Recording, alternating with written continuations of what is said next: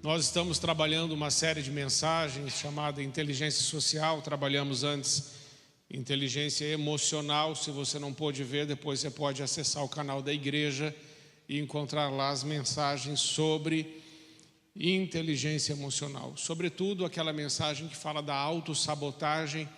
Seria bom se você assistisse, se você ainda não assistiu. O próximo slide fala sobre o nosso calendário. Hoje nós vamos falar sobre por que eu me junto a você. E na próxima, impondo limites. E dentro dessa mensagem, por que eu me junto a você, pode pôr, já colocou? Temos aqui duas, isso eu quero chamar a sua atenção. À luz das Escrituras, nós temos aqui duas gerações, dois povos, dois tipos de pessoa, dois tipos de comportamento. De por que eu me junto, por que faço o que faço, por que escolho andar com fulano ou com ciclano, e qual é o impacto disso na minha vida. E nós temos ali na primeira geração, ou primeiro tipo, a geração da torre, e aqui é uma geração que busca fama. E o texto lá de Gênesis 11, de 1 a 5 e o verso 8 dizem assim: no mundo todo havia apenas uma língua e um só modo de falar. Depois disseram: vamos construir uma cidade com uma torre que alcance os céus. Assim o nosso nome será famoso e não seremos espalhados pela face da terra. O Senhor desceu para ver a cidade e a torre que os homens estavam construindo. Assim o Senhor os espalhou dali sobre a face de toda a terra e cessaram de edificar a cidade. Aqui nesse texto nós podemos ver claramente pessoas que se juntam, que se unem para alcançar seus próprios propósitos, sua própria vontade, seu próprio desejo, seu próprio querer. Uma geração egoísta, rebelde, hedonista, insubmissa, que não obedece, não respeita e não leva a palavra de Deus em consideração. Porque está escrito aqui que eles falaram assim: não seremos espalhados pela face da terra, que era justamente o que Deus disse que eles precisariam fazer. Cresçam, multipliquem-se, encham toda a terra, espalhem-se sobre a face da terra. Mas aqui em Gênesis 11 nós temos os homens tomando uma decisão: não, nós não vamos fazer isso. O que nós vamos fazer é uma torre. Nós vamos construir uma torre. E esse contexto é pós-dilúvio. Então, dentro desse contexto, essa torre também tem uma função, um objetivo, um propósito de livrá-los, por exemplo, de um segundo dilúvio. De tentar dar um jeito de fugir do juízo de Deus. De tentar criar uma estrutura, porque a torre é uma estrutura onde eu me sinto seguro, uma estrutura onde eu me sinto confortável, uma estrutura que eu construí para me proteger, inclusive me proteger de Deus. E por que me proteger de Deus?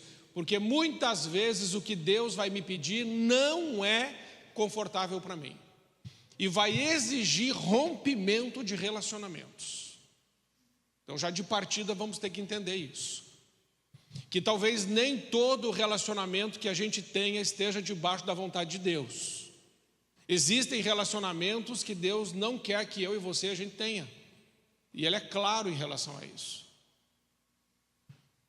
E você, olha, se você olhar para a sua criação, quando você era pequeno, quando você era pequena, pelo menos na minha época, não faz tanto tempo assim, logo depois da Torre de Babel,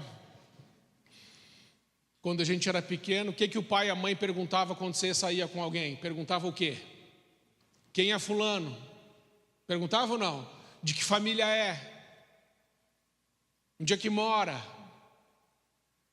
E se seu pai ou sua mãe, principalmente sua mãe, sabia que fulano não prestava, o que ela dizia? Não quero que você ande com fulano, porque é da pá virada.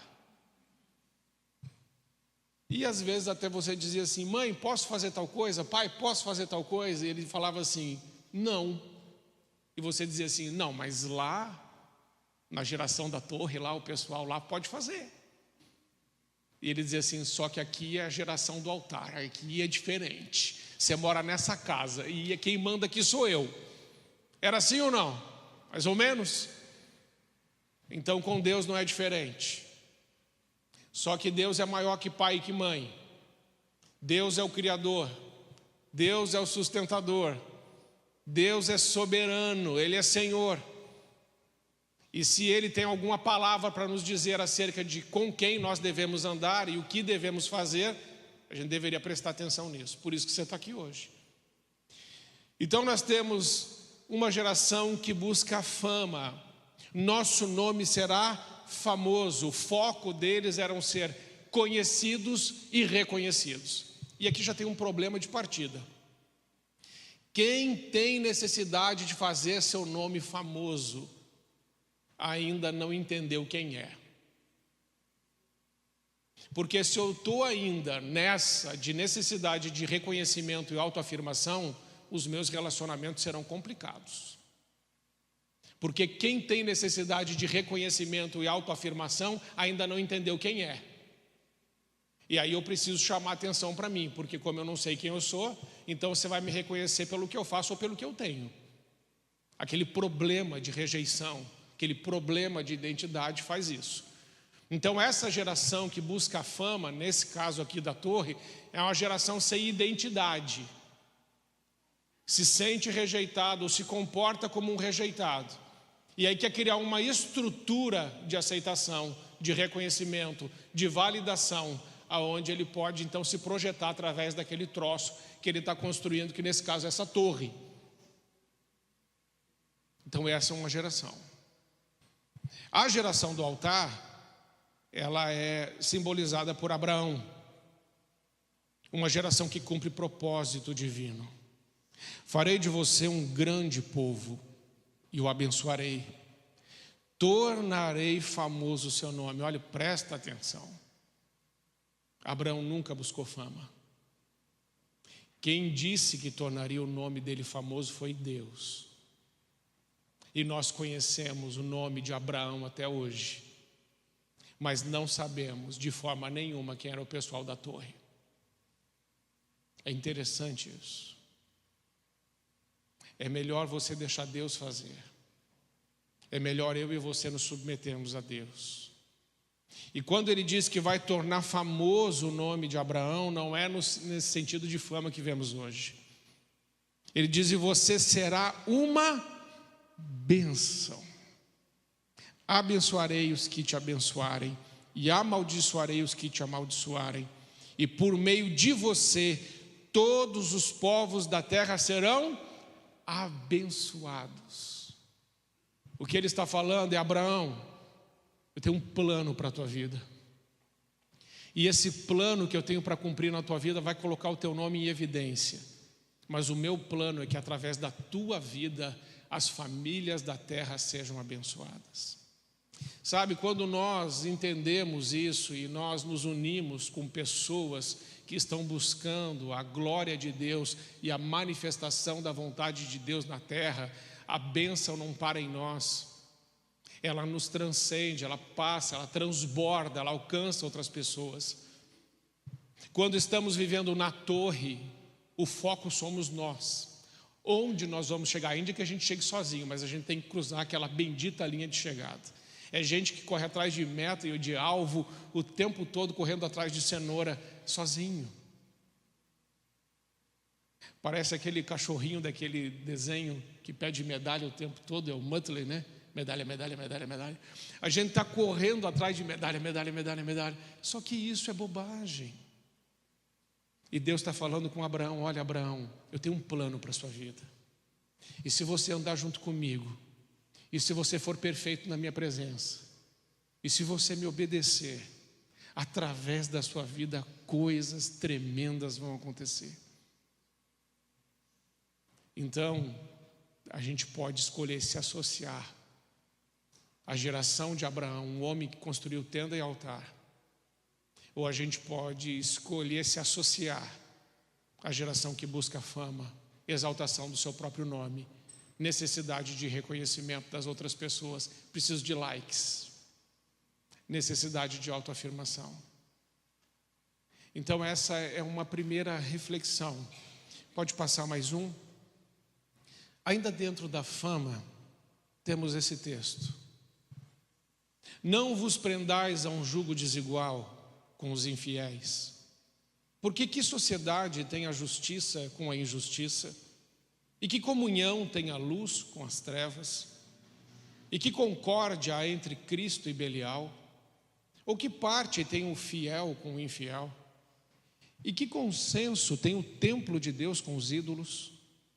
Porque vós sois o templo do Deus vivente, como Deus disse: neles habitarei, e entre eles andarei, e eu serei o seu Deus, e eles serão o meu povo.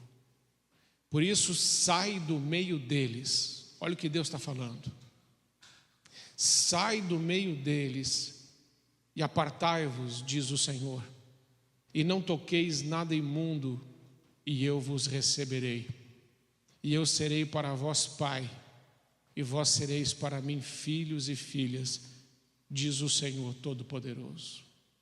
Deus é muito claro nessa palavra, quando Ele diz: não se associe com jugo desigual, porque não há comunhão entre luz e trevas, não há comunhão com Cristo e Belial, não há comunhão com fiel e com infiel, não há comunhão com o templo de Deus e com os ídolos. Então aqui o apóstolo Paulo está trazendo um monte de contraste para a gente entender que não dá para se associar num jugo desigual. E o que é um jugo? O jugo é o conjunto de interpretação e aplicação das Escrituras na minha vida.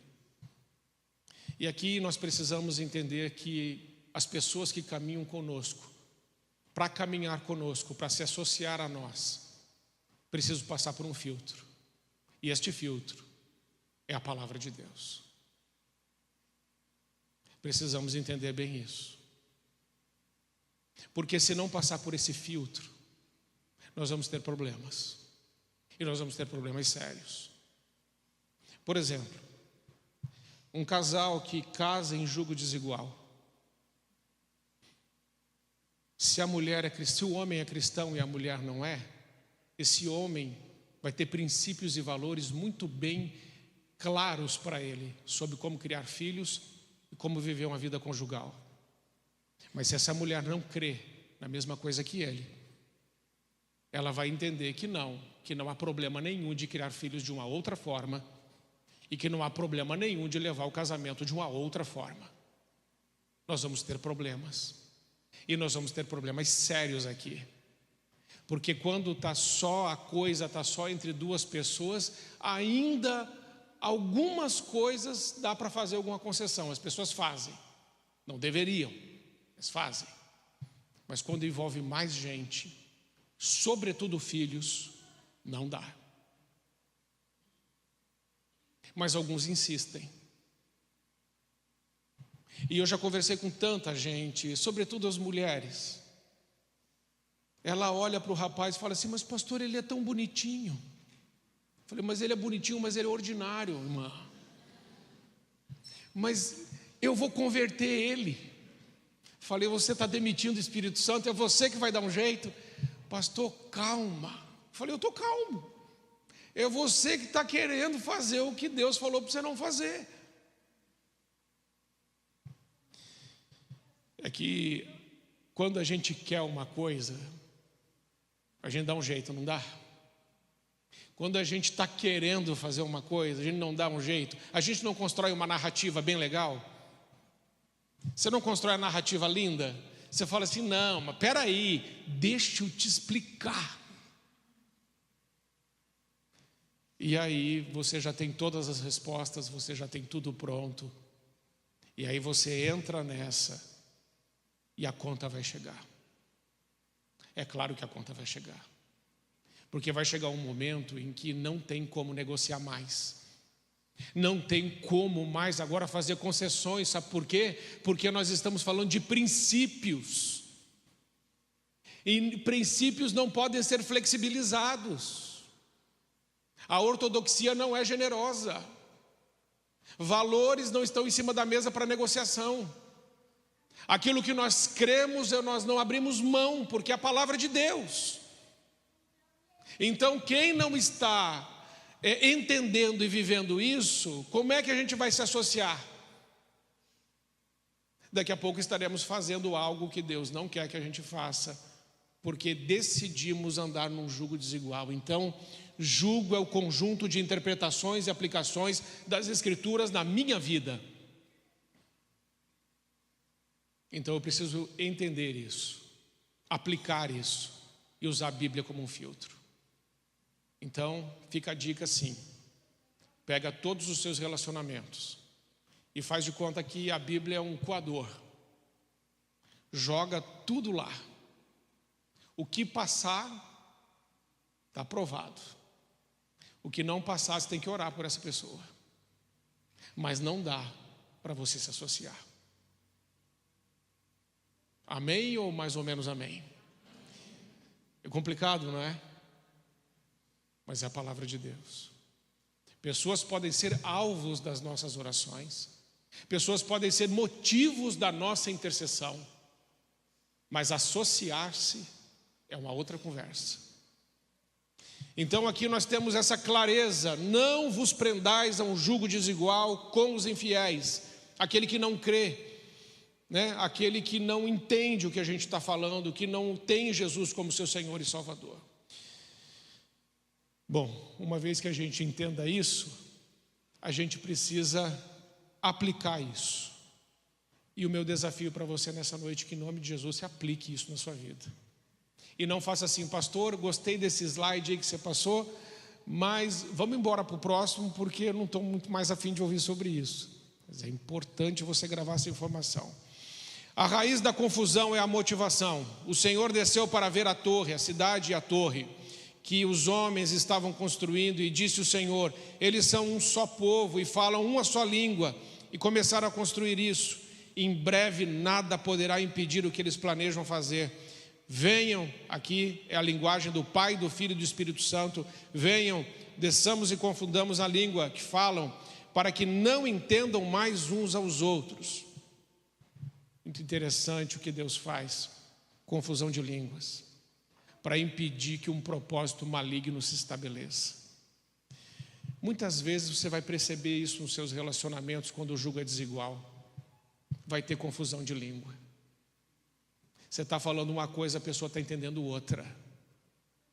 Você está tentando conciliar, você não está conseguindo. Está conseguindo ajustar, não dá certo. Ninguém se entende. Não sei se você já passou por isso, mas eu já ouvi muito isso: pastor, na minha casa ninguém se entende. Falei, então porque tem algum jugo desigual. Alguém não está vivendo o princípio de Deus, alguém não está temente a Deus, alguém não está alinhando a sua vida com a palavra de Deus. Não é possível. Mas é isso. As motivações revelam o caráter, e o caráter determina o destino. As motivações não mudam o nosso caráter, as motivações revelam o nosso caráter. Se você quiser saber um pouco mais sobre você, pense em suas motivações. Quais são as suas motivações para fazer o que você faz? Quem está em primeiro lugar na sua vida?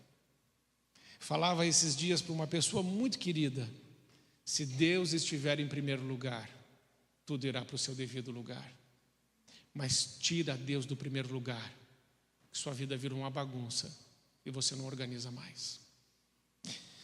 Deus quer então gerar em nós motivações certas e um caráter sólido em nossa personalidade.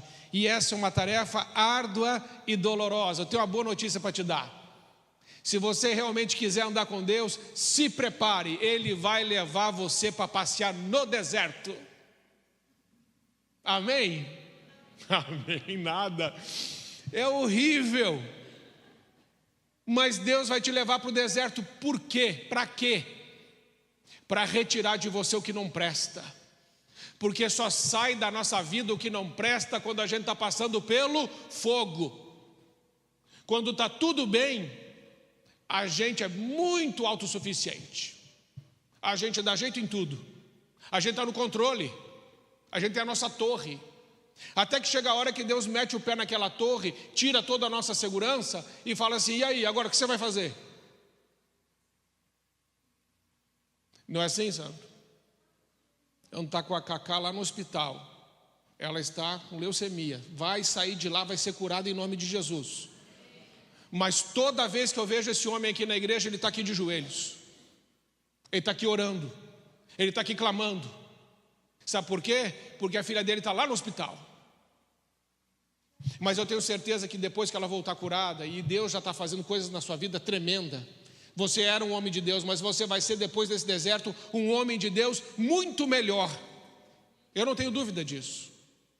Porque o fogo serve para tirar as impurezas do nosso coração. É por isso que Deus te leva para o deserto. E Deus não te leva para o deserto para Ele ver o que está no seu coração. Deus te leva no deserto para você ver. Porque às vezes a gente usa tanto filtro que a gente pensa que é aquele troço que está no Instagram. Aliás, misericórdia. A gente olha, daí chega a pessoa e fala: gente, o que aconteceu com você? Sofreu um acidente? Não, eu sou aquela do Instagram. Eu falo: não é, irmã. Se você se perder, ninguém te acha. Porque é um troço estranho. E às vezes nós estamos olhando no espelho e estamos acreditando que a gente é aquilo. Até que Deus fala assim: não, eu vou mostrar de verdade quem você é. Aí você fala assim: misericórdia. Eu falei: é isso que eu estou aturando todo dia. É Deus nos aturando todo dia. E a gente com aquela cara de pau falando que a gente é uma bênção. E tão desobedientes às vezes nós somos. Então Deus só edifica sobre alicerces que Ele mesmo estabeleceu. Sabe o que isso significa? Significa o seguinte: Deus não constrói nada em cima de entulhos. Mas pastor, Deus me ama. Ele ama. Ele é bom. Ele é bom. Ele tem compaixão? Tem. Ele me entende? Me entende. Mas Ele não lida bem com lixo. Se você deixou entulho, se prepare. Porque quando você se une a Ele, agora vamos falar do seu relacionamento um pouco com Ele. Quando você decide se juntar, por que eu me junto ao Senhor? Por que eu me uno ao Senhor? Preste atenção, Deus é limpo, Ele é puro, Ele é santo, Ele é imaculado, Ele é perfeito, Ele é luz. E por Ele ser luz, quando Ele se aproxima da gente, a gente começa a enxergar as nossas imperfeições. E é isso que me impressiona em muita gente que até hoje fala que depois que veio para a igreja a vida piorou. Não é que a vida piorou, é que o Senhor ligou a luz, tirou os filtros e colocou você na frente do espelho. Aí você se viu sem maquiagem, sem filtro, com aquela cara que você tem quando acorda, descabelado, descabelada para quem tem cabelo, com um bafo na frente do espelho. Você fala: eu sou isso. Deus fala assim: você é isso. Prazer, fulano de tal. E aí o que Deus vai fazer? Vamos tirar o que não presta, vamos transformar essa vida, vamos crescer, vamos melhorar, porque nós somos transformados de glória em glória à imagem de Jesus. Isso significa que a gente é transformado de glória em glória, significa de luta em luta, de dor em dor. Mas a gente aprende na dor, a gente aprende no sofrimento. Então não espere que quando você se une a Deus, Ele vai fazer vista grossa para a sua vida, para as suas escolhas, para a minha vida, para as minhas escolhas. Não, Ele exige mudança. A palavra de Deus diz: vem como você está, mas jamais você vai permanecer como está. Amém? Então Deus só edifica sobre alicerces que Ele mesmo estabeleceu. Ele não vai edificar sobre coisas que você quer que Ele edifique. Babel é o alicerce formado por motivações reprovadas. Não existe unidade duradoura quando os motivos são errados. Pode passar mais um. Jesus disse: ouvistes o que foi dito, olho por olho, dente por dente. Eu, porém, vos digo: não resistais ao perverso, mas a qualquer que te ferir na face direita, volta-lhe também a outra. O que isso significa? Que quando nós nos relacionamos com Deus, nós precisamos aprender que aquele que anda com Cristo tem que aprender a abrir mão dos seus direitos. Olho por olho, dente por dente significa, se alguém te ferir, você pode ferir proporcionalmente, era a lei. Mas Jesus está dizendo, agora não. Agora nós estamos vivendo no tempo da graça. E se você quer se juntar a mim, você vai ter que aprender a sofrer o dano. Pessoas vão te ferir no relacionamento. Pessoas vão te machucar no relacionamento. Pessoas vão te abandonar nos relacionamentos. Mas você precisa aprender a sofrer o dano e liberar a pessoa. Somente o perdão é capaz de tratar integralmente da dor que está aqui dentro. Eu não consigo nem me relacionar com Deus direito se eu não perdoar. E quem teve problema com o pai sabe disso. Não consegue chamar nem Deus de pai porque o pai foi muito ruim. Então a péssima figura de pai em casa, aí conversa um monte com Jesus, conversa um monte com o Espírito Santo, mas Deus Pai é uma figura que fica meio afastada. Não. O relacionamento com Ele é relacionamento com o Pai, relacionamento com o Filho e relacionamento com o Espírito Santo. As três pessoas da Trindade. Então, se você teve algum problema com seu pai, você precisa perdoar o seu pai. Porque quem não perdoa o pai na terra não consegue conversar com o pai do céu.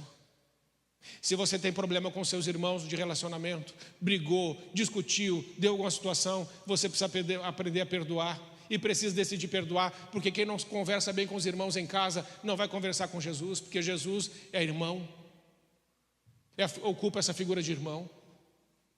A mãe é uma figura do Espírito Santo. Quem não se dá bem com a mãe, vai ter muita dificuldade de pedir que o Espírito Santo encha, o capacite com dons e o use poderosamente. Relacionamento. Porque eu me junto a você. Se nós não estivermos alinhados com Deus, nós não vamos ter bom relacionamento com ninguém. Seremos pessoas difíceis, pessoas amargas, críticos, duros, pessoas difíceis de conviver. Mas se relacionarmos bem com Deus, a gente vai conseguir amar o nosso irmão, apesar dos defeitos do nosso irmão e apesar dos nossos defeitos. Amém? Então veja, se associar é uma coisa, amar as pessoas é outra coisa. Devemos amar todas as pessoas, todas elas. Uma torre que chega aos céus, megalomania ou síndrome de Lúcifer. Deus é grande e tem grandes coisas e planos para cada um de nós, mas Deus não começa do muito e do pronto. Muitas pessoas se achegam ao Senhor e falam assim: Senhor, se o Senhor fizer isso, isso, isso e isso, eu vou ser uma bênção. É claro. Deus não começa no muito e no pronto.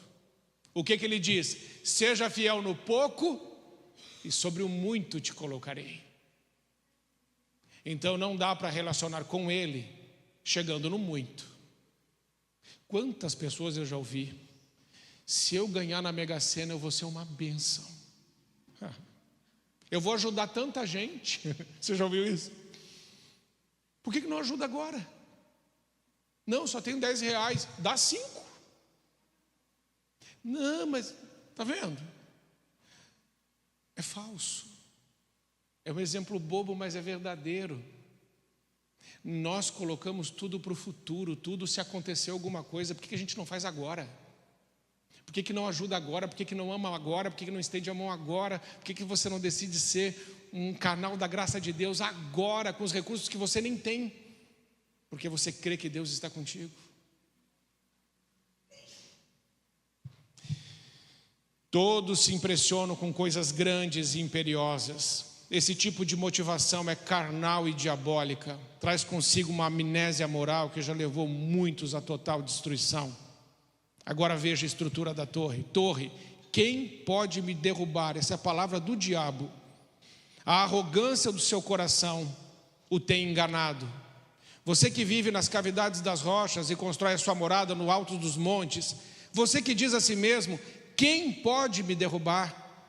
Ainda que você suba tão alto como a águia e faça o seu ninho entre as estrelas, dali eu o derrubarei, declara o Senhor.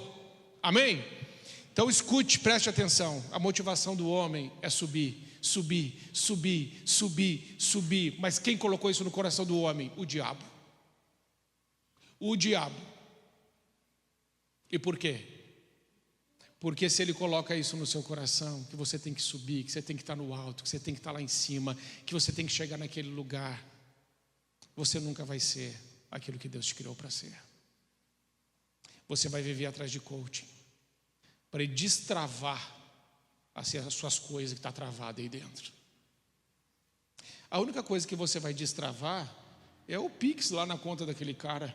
Ele era rico e ficou mais rico. Sabe aquele cara que escreveu aquele livro, Como Ganhar Dinheiro e Ficar Rico? Ele ficou rico com o livro que os bobos compraram, achando que ia ficar rico. Isso é do diabo, irmãos. Quem é filho de Deus já está no lugar mais alto que poderia estar. É que a gente ainda não entendeu que quando você se torna filho dele, nenhuma conquista sua será maior que essa. Ah, mas eu tenho um título tal. É menor do que filho de Deus.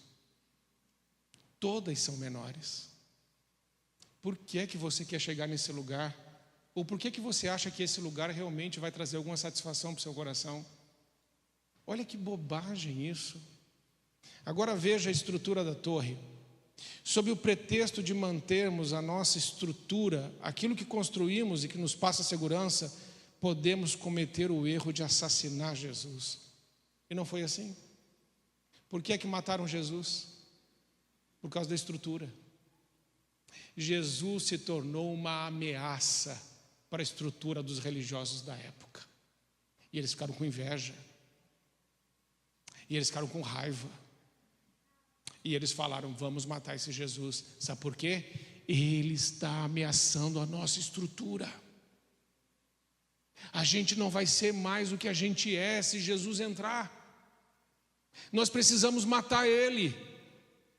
E muitas pessoas estão matando o relacionamento com Jesus por causa da estrutura, da torre. Essa maldita torre,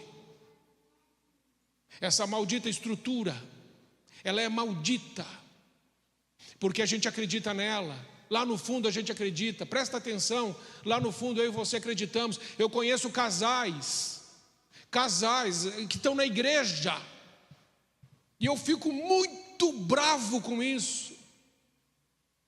Um homem que tem dinheiro para sair dessa maldita região alagada, o pobre tudo bem, o pobre é o pobre, ele não tem para onde ir, e esse nós vamos ajudá-lo até Jesus voltar. Mas quem tem dinheiro e não sai, porque ele está confiando na estrutura, ele não quer dividir com a mulher, porque se ele comprar uma outra casa, de quem que é metade? Da mulher. Daí ele fala assim, eu não vou morar na lama, mas eu não dou metade para ela.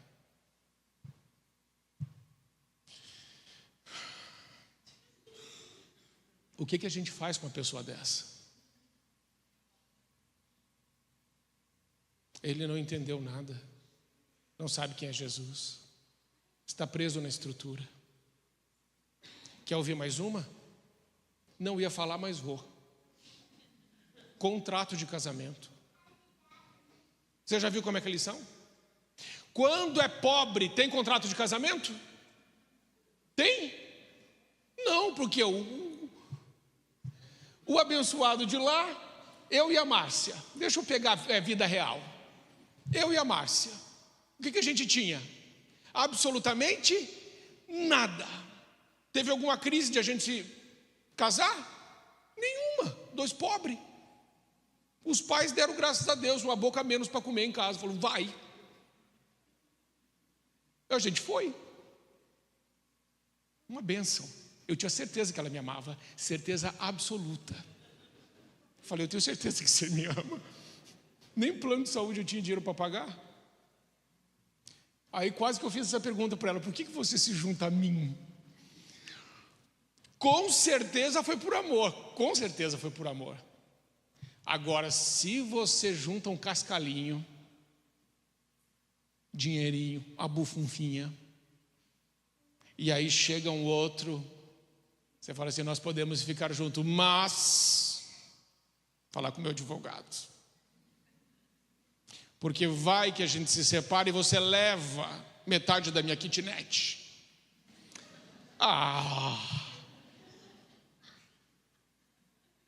Melhor eu parar por aqui, né? Mas não dá raiva. Isso está rolando aí. E está rolando, sabe entre quem? Cristão. Com esses contratos, eu falei: vem cá, o que está escrito na Bíblia? Deixará o homem a casa do seu pai e da sua mãe. Foi até bom falar isso. Tem pai e mãe ainda que estão fazendo o que para os filhos? Puxadinho. Gente, isso é do inferno. Ai, coitadinho. Que coitadinho, coitado. Se é filho homem, coitado da nora. Vai morar com a senhora? Não, mas ele vai ter mais conforto. A vida desse cara vai ser um inferno. Dessa mulher vai ser um inferno aqui junto com a senhora. Quer matar esse casamento? Quer matar essa família? Deixa ela aí. Verdade ou não é verdade, gente? Então casou, vazou. Dá até um adesivo no carro. Casou, vazou. Porque se ficar... Não, porque coitadinho, porque não sei... Não, a gente tem que emancipar. O relacionamento saudável emancipa. Relacionamento saudável faz a pessoa ir para a vida adulta. E não ficar ali segurando. Por isso deixará a casa do seu pai e de sua mãe, unir-se à sua mulher, e os dois serão um só. E se eu sou um só, então tudo que é meu é dela, e tudo que é dela é meu. Ah, mas ela é rica, azar dela. É meu. Se quiser casar é assim. Ah, então eu não quero casar com você porque você está pensando no meu dinheiro. Eu não estou pensando no seu dinheiro, eu estou pensando de casar com você. Não, mas eu não quero. Então você não serve para eu. Sabe o que a gente está fazendo? A gente está abrindo mão dos nossos princípios, porque a gente está vivendo mais por conveniência do que por convicção. E estamos sendo tolerantes demais com coisas que a gente não deveria tolerar de jeito nenhum. Amém, irmãos? Então, uma pessoa para andar com você, ela tem que entender essas coisas. E se você tem um relacionamento de julgo desigual, ore por essa pessoa, porque precisa se converter. Já batizei aqui vários homens que as mulheres oraram. Louvado seja Deus, eles se converteram. E também uma mulher que o marido orou e ela se converteu. Mas foi uma. A segurança da torre. Fazemos isso quando nos sentimos inatingíveis, tão seguros que não precisamos de Deus. É nesse momento que o Espírito Santo se retira. Além de matarmos Jesus, agora a gente conseguiu mandar o Espírito Santo embora. Olha que desastre. Foi isso que eles fizeram. Foi isso que os fariseus fizeram. Eles mataram Jesus. E eles mandaram o Espírito Santo embora, porque a estrutura da torre é tão boa. Não.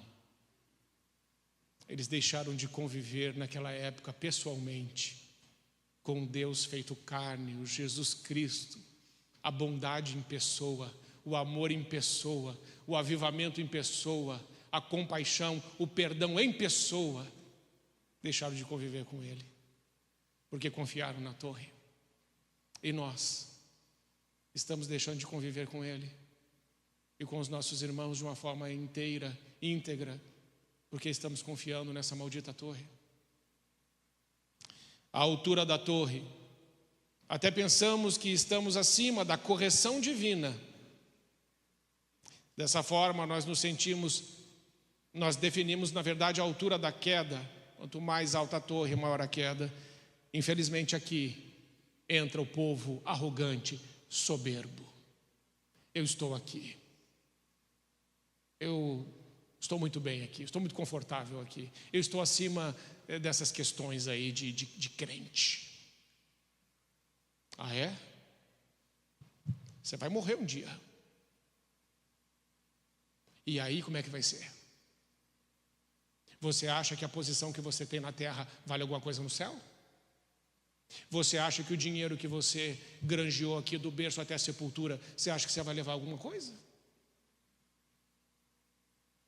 Porque quando Jesus contou a parábola do Lázaro e do rico, e o rico ali não é o símbolo de alguém que tem dinheiro, porque a pessoa pode ter dinheiro e ser muito piedosa, como Jó, o homem mais rico do Oriente e também o homem mais piedoso do Oriente. Então aquele rico simboliza uma pessoa que confia no dinheiro, que está no alto da torre.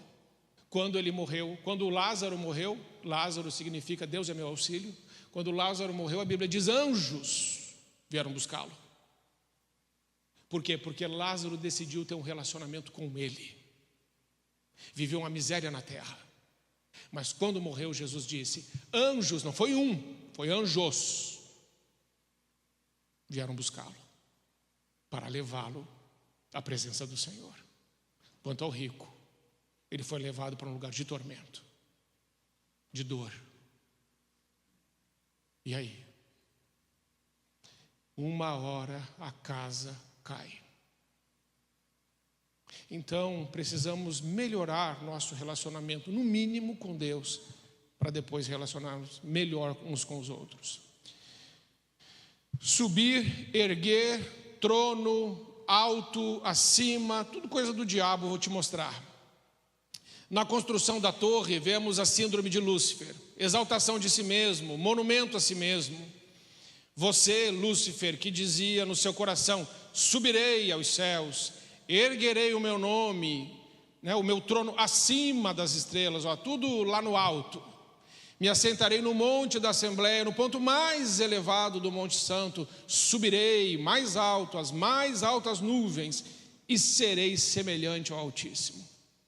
Olha o que Jesus disse: eu vi Satanás caindo do céu como relâmpago.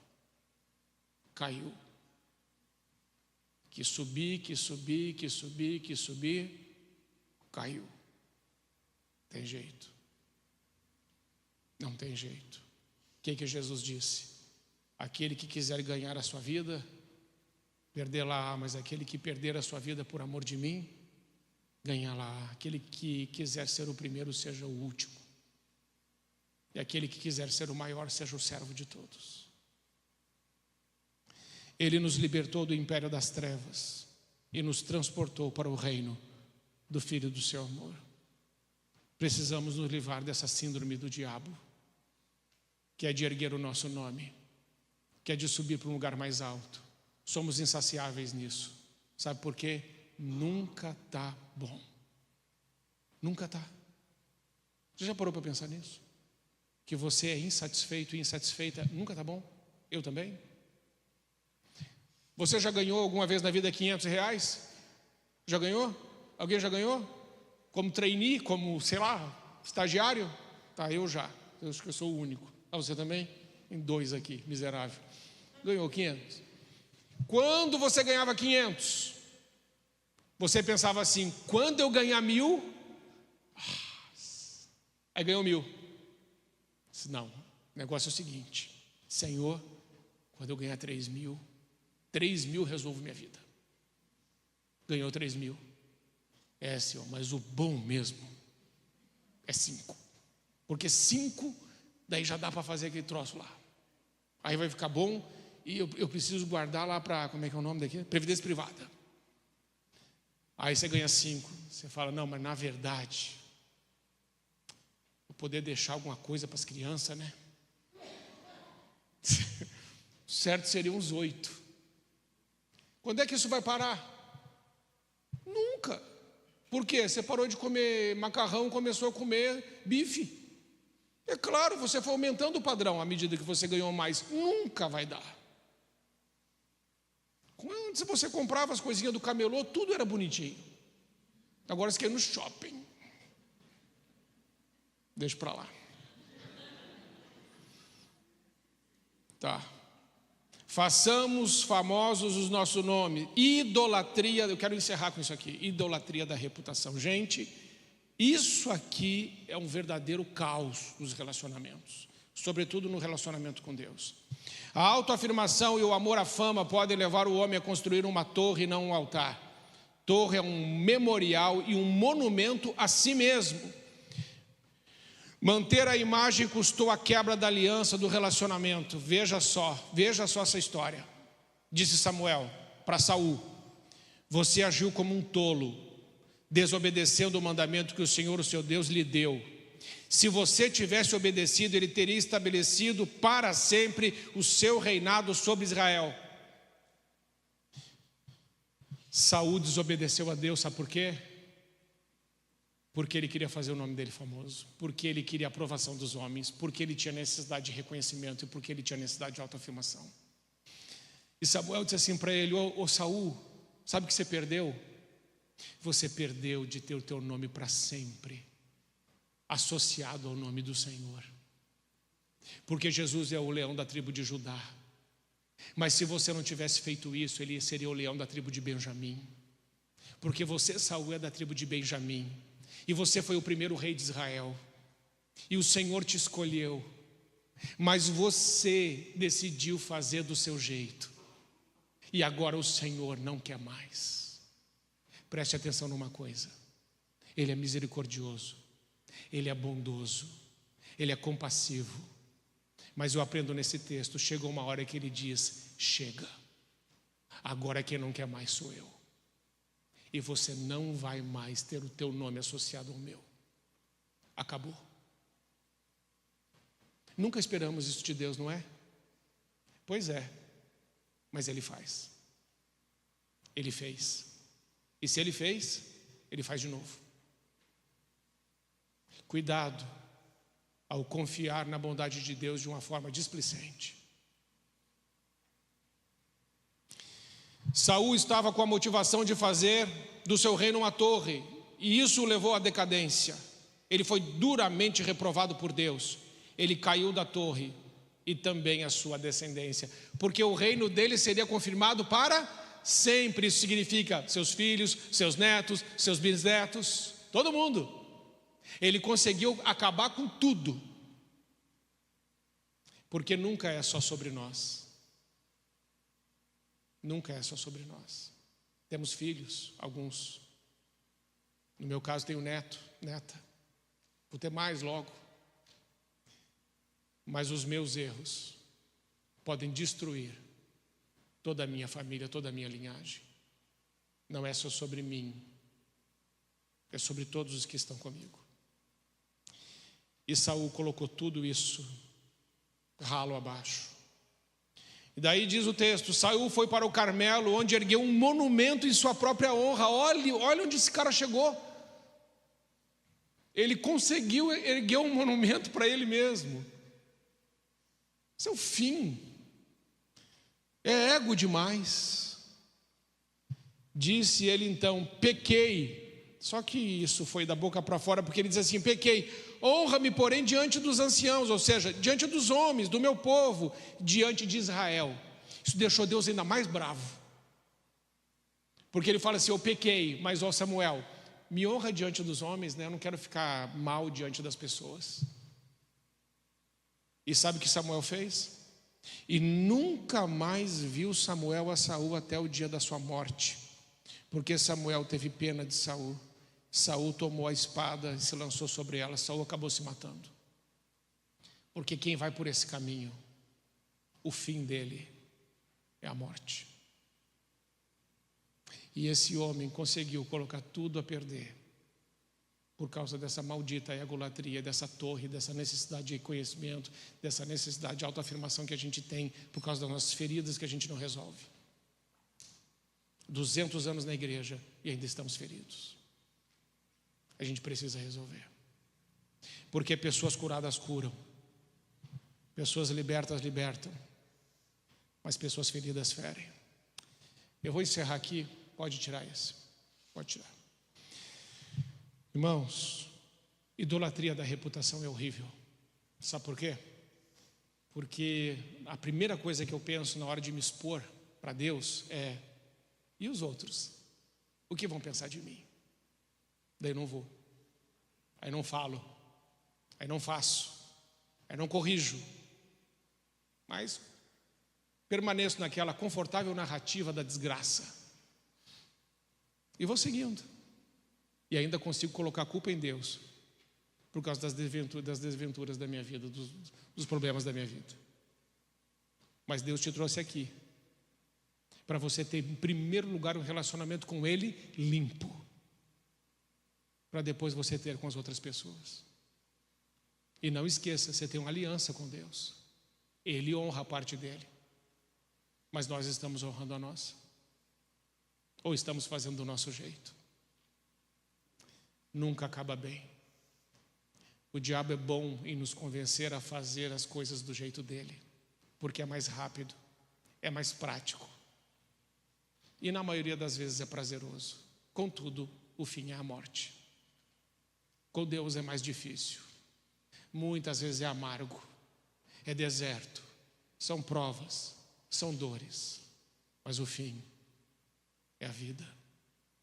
Coloco diante de você a vida e a morte, a bênção e a maldição. Escolhe a vida para que viva. O que é que você vai escolher hoje? Que mudanças você precisa fazer nos seus relacionamentos com Deus e com as pessoas? Eu nem suporto ouvir aquela palavra network, que é quando as pessoas se reúnem só para trocar cartão, para ver como é que a gente pode ganhar mais. Isso não é amizade, isso é interesse. Eu respeito isso, mas isso não é amizade. Amizade é outra coisa. E Jesus disse: eu não chamo mais vocês de servos, eu chamo vocês de amigos, porque tudo o que eu recebi do meu Pai, eu dei a vocês a conhecer. Eu abri meu coração para vocês, é isso que Jesus disse. Eu abri meu coração, mas vocês abriram para mim? Será que só eu posso chamá-los de amigos, mas vocês podem me chamar de amigo? Porque se são meus amigos de verdade, então a gente vai alinhar o coração. Quero encerrar com uma pequena ilustração. Lembra quando você era pequeno e brigava com alguém? Ficava de bico, aí não falava com a pessoa? Mesmo quando é adulto. Quando é adulto a gente não olha, né? Briga dentro de casa, aí passa um pelo outro, não olha. Já aconteceu isso com você, não? A gente evita olhar porque fica um negócio estranho. Mas quando era pequeno e briga, aí depois quando faz as pazes fala assim: por que a gente fez isso? Por que a gente ficou brigado? A gente se dá tão bem. Será que tem alguma coisa com o Senhor que vocês não estão bem alinhados? Estão meio brigados? Pelo menos da sua parte, porque da parte de Deus eu tenho certeza que está tudo bem. Quer dizer, eu espero que esteja, pelo seu bem, para o seu bem. Mas hoje é um bom dia para você dizer: Senhor, eu acho que eu transformei o nosso relacionamento num troço religioso estranho, meio de ritual assim. Mas o Senhor é uma pessoa, né? Sim, uma pessoa. O Senhor sente, né? Sinto. O Senhor chora? Choro. Já chorei várias vezes por você. Imagino que Ele diria isso. Já chorei várias vezes para ver se você vinha falar comigo. Já fiquei muito triste pelas todas as vezes que você não confiou em mim, na minha palavra. Embora eu nunca tenha feito nada de errado. E toda a minha palavra se cumpre, parece que você não confia. Nem parece que a gente é amigo. Mas eu gosto de te ouvir cantar os louvores. Canta bem. Mas a amizade mesmo parece que não está tão boa. Tem um louvor que diz: não existe nada melhor do que ser amigo de Deus. Mas para sermos amigos de Deus, a gente vai ter que rasgar o coração. Tem alguma coisa que você gostaria hoje de falar com Ele? Quem sabe o Espírito Santo trouxe algo ao seu coração dizendo: olha, a gente está precisando conversar, resolver, alinhar, tirar os entulhos, para a gente construir alguma coisa boa e nova. Amém? Hoje, quando eu estava aqui louvando, chegou uma hora que eu senti assim a presença dEle, e eu falei assim: Senhor, o Senhor está aqui comigo, porque eu sei que Ele está aqui, mas eu senti a presença dele comigo. Eu não abro mão disso. É por demais maravilhoso. Nada no mundo pode dar o que ele dá. Não se engane. Ele é melhor do que as bênçãos que ele dá. A presença dele é melhor. Mas a intensidade da presença tem a ver com a intensidade da entrega. Se entregue. Confie. Confie. A vontade dele é boa, perfeita e agradável. Confie. Amém? Então, chegou a hora da nossa conversa com Deus. Por que eu me uni ao Senhor? Por que andamos juntos? Você tem alguma coisa para dizer para Jesus hoje? Vamos ficar em pé. E se você tem alguma coisa para dizer ao Senhor sobre o seu relacionamento com Ele, sobre coisas que você precisa confessar, sobre coisas que precisam mudar, coisas que podem melhorar, deixe o seu lugar, por favor, e venha conversar com Ele, não comigo, mas com Ele, e dizer: Senhor Jesus, quero conversar com o Senhor hoje. Afinal de contas, saí de casa para isso, e eu me uni ao Senhor, porque eu quero viver um plano e um propósito que é maior do que eu. Se você deseja fazer isso, deixe o seu lugar, por favor, e venha agora, para a gente poder orar juntos, em nome de Jesus. Senhor, todos nós que estamos aqui nessa noite, viemos por causa do Senhor. Todos nós. E sabe, Senhor, nós te amamos. Mas talvez o nosso relacionamento não esteja tão bom como deveria estar. E muitas vezes nós tratamos o Senhor como um Deus longe, ao invés de tratá-lo como um amigo perto. Somente a tua presença nos humaniza. E somente na tua presença sabemos o que é amar de verdade. Porque perverteram o amor. Perverteram. Senhor, ensina-nos a amar de novo. Ensina, Senhor. Ensina como é que a gente faz para se entregar completamente nas tuas mãos.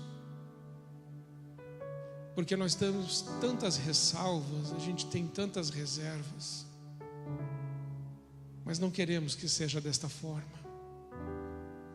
Queremos confiar, porque nos unimos ao Senhor, porque confiamos em Ti e depositamos em Ti toda a nossa esperança.